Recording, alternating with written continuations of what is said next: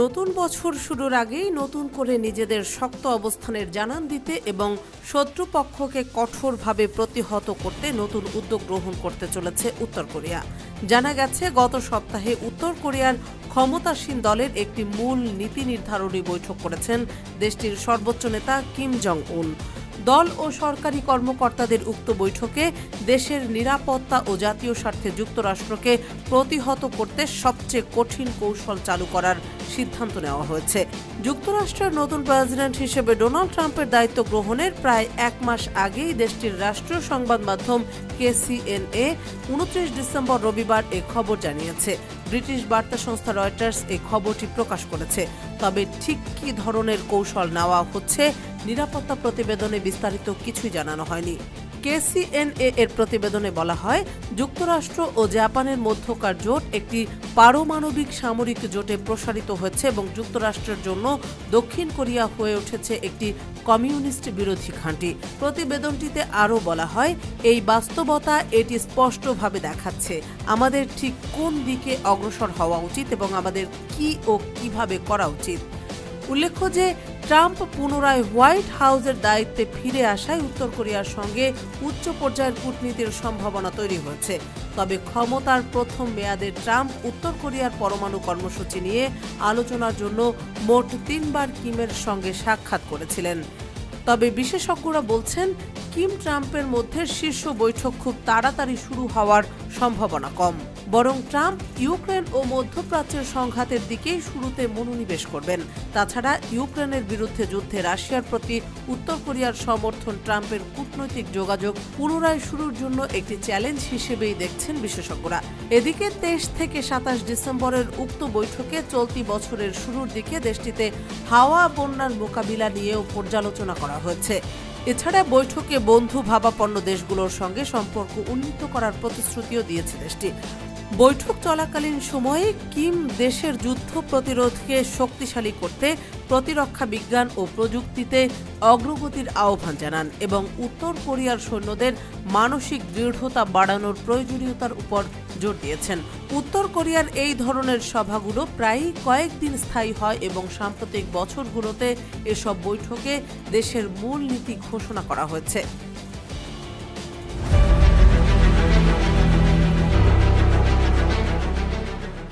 ইসরায়েলের সীমাহীন বর্বরতার শিকার ফিলিস্তিনের সমর্থনে ইসরায়েলের বিভিন্ন লক্ষ্যবস্তুতে একের পর এক হামলা চালিয়ে আসছে ইয়েমেনের হুথি আনসারুল্লাহ যোদ্ধারা। অন্যদিকে দখলদার ইসরায়েলের সমর্থনে হুথি যোদ্ধাদের উপর পাল্টা বিমান, ড্রোন ও ক্ষেপণাস্ত্র হামলা চালাচ্ছে বিশ্ব মোড়ল মার্কিন যুক্তরাষ্ট্র। সম্প্রতি দুপক্ষের এই হামলা পাল্টা হামলার মাত্রা উল্লেখযোগ্য হারে বৃদ্ধি পেয়েছে। যুক্তরাষ্ট্রের হামলা প্রতিরোধে যেন সর্বশক্তি প্রয়োগ করছে হুথি যোদ্ধারা, যার ফলশ্রুতিতে এবার ইয়েমেনের হুথি আনসারুল্লাহ আন্দোলন সমর্থিত সামরিক বাহিনী সফলভাবে একটি মার্কিন MQ-9 রিপার ড্রোন ভূপাতিত করেছে। গেল শনিবার ইয়েমেনের সামরিক বাহিনী প্রকাশিত এক বিবৃতিতে এই ঘোষণা দেওয়া হয়েছে।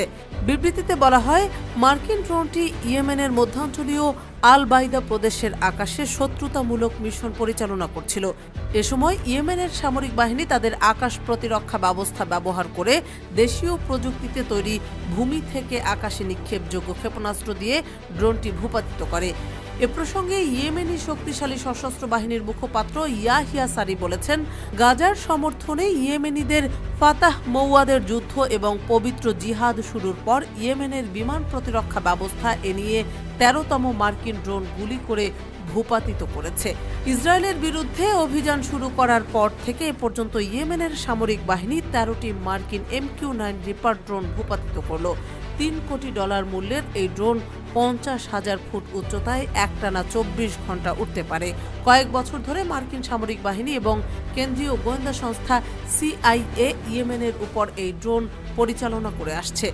এদিকে ইসরায়েলকে লক্ষ্য করে আবারও কঠোর হুঁশিয়ারির তীর ছুড়ে দিয়েছে ইয়েমেনের হুথি বিদ্রোহী গোষ্ঠী। তারা জানিয়েছে, যতদিন গাজায় শিশুদের হত্যা করা হবে ততদিন জায়নবাদীদের ঘুমাতে দেওয়া হবে না। হুথি কর্মকর্তা হেজাম আল আসাদ একটি এক্স অ্যাকাউন্ট থেকে হিব্রু ভাষায় একটি পোস্ট করে এমনটি জানিয়েছেন। সাম্প্রতিক দিনগুলিতে ইরান সমর্থিত ইয়েমেনি হুথি বিদ্রোহীরা ইসরায়েলের উপর প্রতিশোধমূলক হামলা বাড়িয়েছে। আল আসাদ এক্সে বেশ কয়েকটি উপহাসমূলক বার্তা পোস্ট করেছেন, যার মধ্যে কিছু ছিল হিব্রু ভাষায়।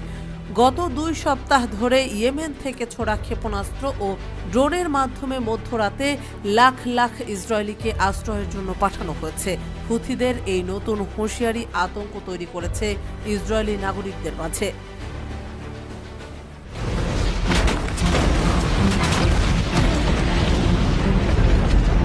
চলতি বছরের শেষ সময়ে এসে আজারবাইজান ও দক্ষিণ কোরিয়ায় ঘটে গেল দুটি মর্মান্তিক বিমান দুর্ঘটনা। এর মধ্যে দক্ষিণ কোরিয়ার বিমান দুর্ঘটনার কারণ হিসেবে জানা গেছে ল্যান্ডিং গিয়ার ব্যবহারে সমস্যা দেখা দেওয়াতেই বিমানটি দুর্ঘটনাগ্রস্ত হয়। কিন্তু কেন সমস্যা হলো ল্যান্ডিং গিয়ারে? এমন প্রশ্নের জবাব দিতে গিয়ে পাখিদের আক্রমণকে দায়ী করেছেন বিমান কর্তৃপক্ষ। তাদের দাবি, দুর্ঘটনার পর বিমানের ল্যান্ডিং গিয়ার পরীক্ষা করে দেখা হয়েছে। প্রাথমিক তদন্তে তা থেকে যে তথ্য উঠে এসেছে তাতে পাখিদের সঙ্গে সংঘর্ষেই বিমানটির ল্যান্ডিং গিয়ার কাজ করেনি বলে মনে করা হচ্ছে। তবে এ পর্যায়ে প্রশ্ন জাগতে পারে, সামান্য পাখির আক্রমণে এত সুবিশাল বিমান দুর্ঘটনার কবলে কিভাবে পড়তে পারে, আর যদি পরেও এতে বিমানের ক্ষতি কিভাবে হয়। আকাশপথে পাখিদের আক্রমণকে বলা হয় বার্ড স্ট্রাইক। এর অর্থ মূলত বিমান ও পাখির মধ্যে সংঘর্ষ। 1905 সালে ওহাইওতে সর্বপ্রথম বার্ড স্ট্রাইকের ঘটনা রেকর্ড করা হয়েছিল। বিমান যখন টেক অফ বা ল্যান্ডিং করে তখন এটি ভূমির কাছাকাছি অবস্থান করে। এ সময় বিমান পাখির সঙ্গে সংঘর্ষের সবচেয়ে বেশি ঝুঁকিতে থাকে, কারণ অনেক পাখি মাটির কাছাকাছি উড়ে বেড়ায়। সাধারণত বিমানবন্দরের আশেপাশের এলাকায় খাবার বা আশ্রয়ের জন্যই পাখির আনাগোনা বেশি থাকে, ফলে সংঘর্ষের আশঙ্কা তখন অনেক বেশি থাকে। পাখি যদি উড়ন্ত বিমানের জেট ইঞ্জিনে ঢুকে যায়, ইঞ্জিনে মারাত্মক সমস্যা তৈরি হতে পারে। ইঞ্জিন থেমে যেতে পারে এবং কোনো কোনো ক্ষেত্রে আগুন ধরে যাওয়ার ঝুঁকি থাকে। 2009 সালের মিরাকল অন দ্য হাডসন দুর্ঘটনায় এমন ঘটনা ঘটেছিল। সেই ঘটনায় একটি বিমান পাখির সঙ্গে সংঘর্ষের পর নদীতে জরুরি অবতরণ করে। পাখি অনেক সময় অজান্তে বিমানের ককপিটের উইন্ডশিল্ডে আঘাত করে। এতে বিমানের নিয়ন্ত্রণ ব্যবস্থায় ব্যাঘাত ঘটতে পারে, এমনকি ককপিট ক্রুদের জন্য বিপজ্জনক পরিস্থিতি তৈরি হতে পারে। এছাড়া পাখি বিমানের ডানায় বা অন্যান্য গুরুত্বপূর্ণ অংশে আঘাত করতে পারে। এসব ক্ষেত্রে বিমানের উড্ডয়ন ক্ষমতায় ব্যাঘাত ঘটতে পারে। এটি বিমানের ভারসাম্য এবং নিয়ন্ত্রণে সমস্যা তৈরি করে। এখন জানার আগ্রহ জাগতে পারে, কেন পাখির সঙ্গে বিমানের সংঘর্ষ ঝুঁকিপূর্ণ। এখানে অনেকগুলো বিষয় রয়েছে, যেমন পাখির ওজন এবং বিমানের গতির কারণে সংঘর্ষের সময় যে শক্তি উৎপন্ন হয় তা মারাত্মক ক্ষতি করতে পারে। উদাহরণস্বরূপ, একটি 1 কেজি ওজনের পাখি যদি ঘন্টায় 320 কিলোমিটার গতির বিমানের সঙ্গে সংঘর্ষ করে, তা একটি বড় বিস্ফোরণের কারণ হতে পারে। কিছু সময় একসঙ্গে অনেক পাখি বিমানের সঙ্গে ধাক্কা খেতে পারে। এতে বিমানের একাধিক অংশে ক্ষতিসাধন হতে পারে। এজন্য বিমানবন্দরগুলো পাখির সঙ্গে সংঘর্ষ প্রতিরোধে বিভিন্ন উদ্যোগ নেয়। যেমন অনেক বিমানবন্দরে ব্যবহার করা হয় পাখি তাড়ানোর প্রযুক্তি। বিমানবন্দরগুলোতে শব্দ সৃষ্টিকারী ডিভাইস বা লেজার লাইট ব্যবহার করে পাখি তাড়ানোর ব্যবস্থা করা হয়। বিমানবন্দরের আশপাশে পাখির খাবার এবং আশ্রয়ের সম্ভাবনা কমাতে জলাধার এবং গাছপালা সরিয়ে ফেলা হয়। আধুনিক রাডার সিস্টেম ব্যবহার করে পাখির অবস্থান শনাক্ত করা হয় এবং বিমানের পাইলটকে সতর্ক করা হয়।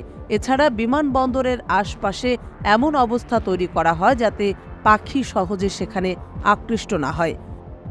বর্তমানে প্রায় এ ধরনের ঘটনা দেখা যায়। সবচেয়ে বড় বার্ড স্ট্রাইকের ঘটনাটি 2009 সালে ঘটেছিল।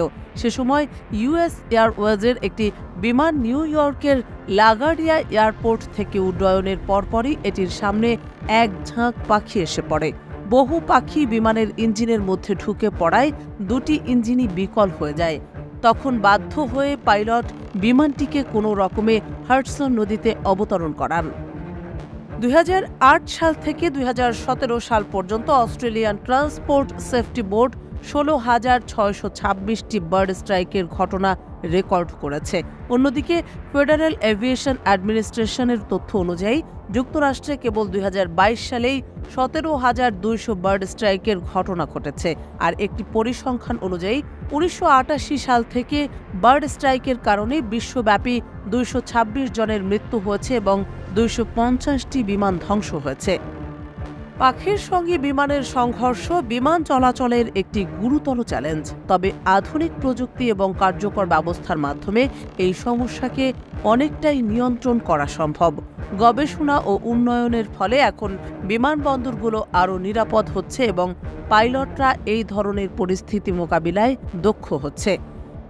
তবুও অস্ট্রেলিয়া সরকারের সিভিল অ্যাভিয়েশন সেফটি অথরিটি এ ধরনের দুর্ঘটনা রোধে কিছু পরামর্শ দিয়েছেন, যেমন বিমানবন্দরে নির্দিষ্ট ধরনের গাছ ও ঘাস লাগানো, যেগুলোর প্রতি পাখি আকৃষ্ট হয় না, শব্দের সাহায্যে পাখিদের রানওয়ে থেকে দূরে রাখার ব্যবস্থা করা, এছাড়া বিমানবন্দরের আশপাশে বর্জ্য না ফেলা, যেগুলো পাখি আকর্ষণ করতে পারে ইত্যাদি।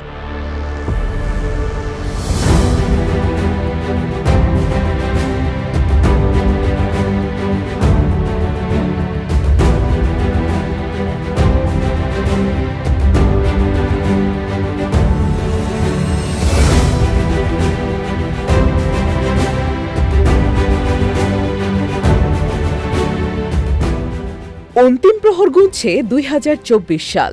চলছে নতুন বছর বরণের জোর প্রস্তুতি। তবে পেছনে ঘুরে তাকালে 2024 সাল জুড়ে কিছু উল্লেখযোগ্য ঘটনাবলী দেখা যায়, যেগুলোর কারণে বিশ্ব নির্দ্বিধায় 2024 সালকে ইতিহাসের অন্যতম স্মরণীয় বছরের তালিকায় রাখবে। তীব্র যুদ্ধ, স্বৈরাচারের পতন, আলোচিত নির্বাচন ও ফলাফল, প্রাকৃতিক দুর্যোগ, বিমান দুর্ঘটনা সহ বিভিন্ন বিস্ময়কর কাণ্ড কি ঘটেনি 24-এ? চলুন দেখে নেওয়া যাক 2024-এর আলোচিত কিছু ঘটনা। মার্কিন প্রেসিডেন্ট ট্রাম্পের জয়। চলতি বছরের 5 নভেম্বরে যুক্তরাষ্ট্রের প্রেসিডেন্ট নির্বাচনে বিপুল ভোটে জয়ী হয়েছেন ডোনাল্ড ট্রাম্প। 2020 সালে জো বাইডেনের কাছে হারলেও বছর চারেক পর এসে কোটি কোটি মার্কিনীর সমর্থনে ফের প্রেসিডেন্ট নির্বাচিত হয়ে চমক দেখালেন তিনি।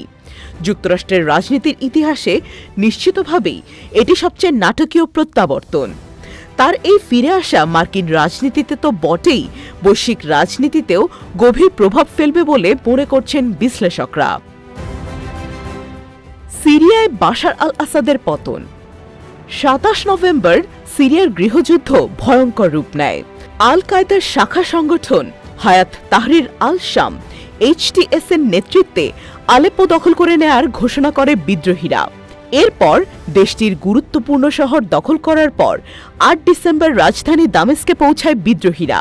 তারা প্রতিরোধ গড়ে তোলার মাধ্যমে প্রেসিডেন্ট বাশার আল আসাদের বাহিনীকে পিছু হটতে বাধ্য করে। এর মাধ্যমে পতন ঘটে আসাদ পরিবারের 54 বছরের শাসনের। ক্ষমতাচ্যুত হন বাংলাদেশের শেখ হাসিনা। নির্বাচনে জেতার 8 মাসের মধ্যেই ক্ষমতাচ্যুত হন বাংলাদেশের সাবেক প্রধানমন্ত্রী শেখ হাসিনা। 5 আগস্ট শিক্ষার্থীর জনতার গণ অভ্যুত্থানে প্রধানমন্ত্রীর পদ থেকে ইস্তফা দিয়ে দেশ ছাড়েন মুজিব কন্যা। এরপর 8 আগস্ট বাংলাদেশের নোবেলজয়ী অর্থনীতিবিদ ড. মোহাম্মদ ইউনূসের নেতৃত্বে গঠিত হয় অন্তর্বর্তী সরকার। গাজা যুদ্ধের 1 বছর। 2023 সালের 7 অক্টোবর ভোর 6:30 ইসরায়েল জুড়ে একের পর এক রকেট নিক্ষেপ করে ফিলিস্তিনের স্বাধীনতাকামী সংগঠন হামাস। মাত্র 20 মিনিটে আয়রন ডোমকে পাশ কাটিয়ে শত শত রকেট ছোড়ে সংগঠনটি। এরপর জল, স্থল ও আকাশপথে দখলদার রাষ্ট্রের সীমানা প্রাচীর ভেঙে ঢুকে পড়ে হামাসের যোদ্ধারা। প্রথমে কয়েকটি সামরিক স্থাপনায় হামলা চালায় তারা। বেশ কয়েকটি বসতির নিয়ন্ত্রণের দাবিও করে তারা। এরপর ইসরায়েলে হামাসের কয়েক ঘণ্টার অভিযানে প্রাণ হারায় 1200 মানুষ। নজিরবিহীন হামলা চালিয়ে গাজায় ফেরত চলে যায় হামাস যোদ্ধারা, সঙ্গে জিম্মি হিসেবে নিয়ে যায় প্রায় 300 জনকে। গাজার নিয়ন্ত্রক গোষ্ঠীটি সেই সামরিক অভিযানের নাম দেয় অপারেশন আল আকসা ফ্লাড। তবে হামাসের সেই মুক্তির সংগ্রাম ইসরায়েল নৃশংস আগ্রাসনের রূপ দিয়েছে, যার ফলশ্রুতিতে এখন পর্যন্ত গাজায় প্রাণ হারিয়েছে 46,000-এর বেশি ফিলিস্তিনি। নিজ দেশের মানুষসহ আন্তর্জাতিক মহলে তুমুল সমালোচনার মুখে পড়লেও সামরিক অভিযান এখনো অব্যাহত রেখেছে তেল আবিব। 1 বছর পূর্ণ হলেও মেলেনি কোনো সমাধান। ইরানের প্রেসিডেন্ট ইব্রাহিম রাইসির মৃত্যু। চলতি বছরের 19 মে হেলিকপ্টার দুর্ঘটনায় প্রাণ হারান ইরানের জনপ্রিয় প্রেসিডেন্ট ইব্রাহিম রাইসি। জানা যায়, আজারবাইজানের প্রেসিডেন্টের সঙ্গে আরশ নদীর উপরে একটি বাঁধ উদ্বোধন করার কথা ছিল রাইসির। সেই কর্মসূচি ভয়ঙ্কর বিপদ ডেকে আনে তার জীবনে। একটি পার্বত্য অঞ্চল পেরিয়ে যাওয়ার সময় হেলিকপ্টারটি নিয়ন্ত্রণ হারিয়ে উত্তর পশ্চিম ইরানের একটি পাহাড়ে আছড়ে পড়ে। এই দুর্ঘটনার পেছনে ইসরায়েলের হাত রয়েছে বলে অভিযোগ তোলে ইরান। অল আইজ অন রাফা। 7 মে ফিলিস্তিনের মুক্তিকামী সংগঠন হামাসকে নির্মূল করতে দক্ষিণ গাজার রাফায় ঢুকে পড়ে ইসরায়েলের ট্যাঙ্ক বাহিনী। শুরু হয় অভিযান। রাফার শরণার্থী শিবিরে হামলায় প্রাণ যায় 45 জনের। তারপর থেকেই সোশ্যাল মিডিয়ায় ট্রেন্ডিং হয় অল আইজ অন রাফা। দক্ষিণ গাজার এই শহরে অভিযান শুরু করা নিয়ে ইসরায়েলের সঙ্গে দূরত্ব বাড়ে যুক্তরাষ্ট্রের। তেল আবিবে অস্ত্রের সরবরাহে লাগাম টানে হোয়াইট হাউস। ব্যাপক বৈশ্বিক চাপের মুখে পড়েন ইসরায়েলের প্রধানমন্ত্রী বেনিয়ামিন নেতানিয়াহু। ইরান ইসরায়েল সংঘাত। 1 এপ্রিল সিরিয়ার দামেস্কে ইরানের দূতাবাসে ক্ষেপণাস্ত্র হামলা হয়। প্রাণ হারান অন্তত 13 জন। মৃতদের মধ্যে ছিলেন 3 ইরানি সেনা কর্মকর্তাও। এ হামলার পিছনে ইসরায়েলকে দায়ী করে তেহরান। লাগাতার সতর্কবার্তার পর 13 এপ্রিল ইসরায়েলে একের পর এক মিসাইল ছুটতে শুরু করে ইরান। সব মিলিয়ে 300টি ক্ষেপণাস্ত্র হামলা হয়। 19 এপ্রিল ইসলামিক দেশটিকে পাল্টা মার দেয় ইসরায়েলি ডিফেন্স ফোর্স IDF। তীব্র বিস্ফোরণে কেঁপে ওঠে ইরানের একাধিক শহর। ছড়িয়ে পড়ে তৃতীয় বিশ্বযুদ্ধের আতঙ্ক। ইউক্রেন যুদ্ধের 2 বছর। ফেব্রুয়ারি 24, 2022 সাল। ইউক্রেনে বিশেষ সামরিক অভিযান শুরু করে রাশিয়া। সীমান্ত পেরিয়ে বাঁধ ভাঙা জলের মতো ঢুকে পড়ে রুশ সেনারা। 2 প্রাক্তন সোভিয়েত সদস্যভুক্ত দেশের মধ্যে শুরু হয় প্রবল যুদ্ধ। কিন্তু এখনও কিয়েভ দখল করতে পারেনি রুশ প্রেসিডেন্ট ভ্লাদিমির পুতিন। দীর্ঘ সময় ধরে লড়াই করে দুর্বল হয়ে পড়েছে ইউক্রেন, কিন্তু থামেনি সংঘাত। এভাবেই যুদ্ধের 2 বছর পূর্ণ করেছে 2 পক্ষ। একের পর এক বিপুল অঙ্কের সামরিক প্যাকেজ ঘোষণা করে বন্ধু কিয়েভের পাশে রয়েছে যুক্তরাষ্ট্র। তবে ট্রাম্প ক্ষমতা গ্রহণ করলে এই যুদ্ধ থামার একটি আশঙ্কা আছে বলে মনে করছে ইউক্রেন।